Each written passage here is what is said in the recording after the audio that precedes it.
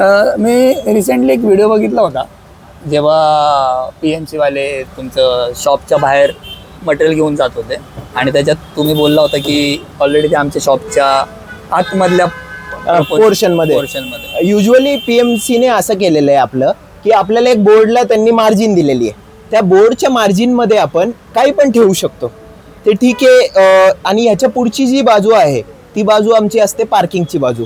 विषय झाला असा की आम्हाला जे पूर्वकल्पना काही न देता त्यांनी डायरेक्ट आले आणि त्यांनी काय केलं, समोरच्या बाजूला जे स्टँड आम्ही आमच्या मार्जिनमध्ये लावलेत ते स्टँड मालासकट नेत होते.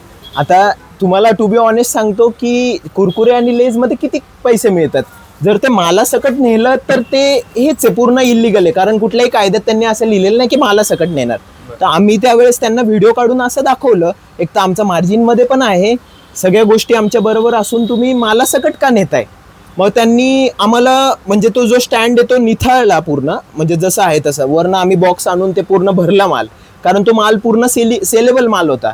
त्याचं नुकसान त्यामध्ये बरेचसे पुढे आमचे फाटले गेले, पण तरी आम्ही ते म्हणजे हे केलं. पण त्या व्हिडिओचा इम्पॅक्ट असा पडला की आजही तुम्ही पाहू शकता की FC रोडवर परत स्टॉल लागलेले आहेत, पण आमच्या स्टँडचं कोणी काही म्हणजे हे करत नाही. पण परत आता ते त्यांचा आज परत कारवाईचा दिवस आहे, तर तुम्ही बघू शकता आम्ही दुकानाच्या आतमध्ये स्टँड नेलेत. आता कुठलीही आपण मंदिरात जरी गेलो तरी आपण चप्पल तर मंदिराच्या बाहेरनं चप्पल काढत असतो आणि आतमध्ये येऊन दर्शन घेत असतो. आता तुम्ही चप्पल पण आतमध्ये ठेवली तर मग उभं कसं राहणार किंवा कसं. आम्ही पूर्ण हा प्रॉब्लेम फेस करतोय की कस्टमर उभे राहत आहेत, त्यांना उभं राहायला जागा नाही, पण जस्ट बिकॉज आम्ही परत बाहेर लावलं की परत नेतील ते स्टँड, म्हणून आम्ही कायद्यात राहून काम करत आहे. ओके, पण आता जसं तुम्ही बोललास की ऑलरेडी तुमचं त्या मार्जिनच्या लेंथच्या आतमध्येच तू लावतोयस आणि त्या दिवशी एवढं एक्सप्लेन पण केलं, बरोबर, तरी तुला ती भीती आहे की आता बाहेर लावलं तरी उचलतील. कारण हे लोक नोटीस देऊन काही काम करत नाही.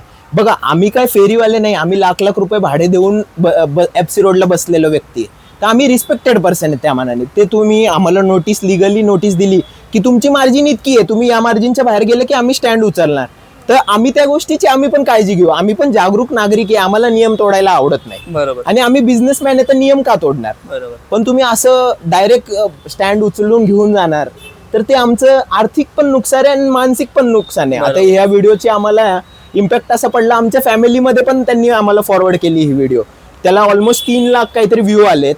त्यांनी फॉरवर्ड केली, म्हणजे पूर्ण याच्यात चर्चेचा भाग विनाकारण होतो, ज्यामध्ये आम्ही लिगली काम करत होतो. आम्ही काय पाणीपुरीचा गाडा लावून बाहेर बसलेलो नव्हतो, आमचं फक्त स्टँड होते बाहेर. माझंच नाही, माझ्या बंधूचं पण टोपीचं स्टँड त्यांनी नेला होता. याच लाईनीत माझ्या भावाचं पण दुकान आहे. आमच्या या लाईनीत टोटल 6 दुकान आहे, म्हणजे इतके मुरलेले. 1980 पासून आम्ही या FC रोडवर धंदा करतो, पण इतकी परेशानी आम्हाला कधीच नाही झाली. पण आता हे अतिक्रमण वाढत चाललंय, त्याचा इम्पॅक्ट ते आमच्यावर पाडतायत. ओके,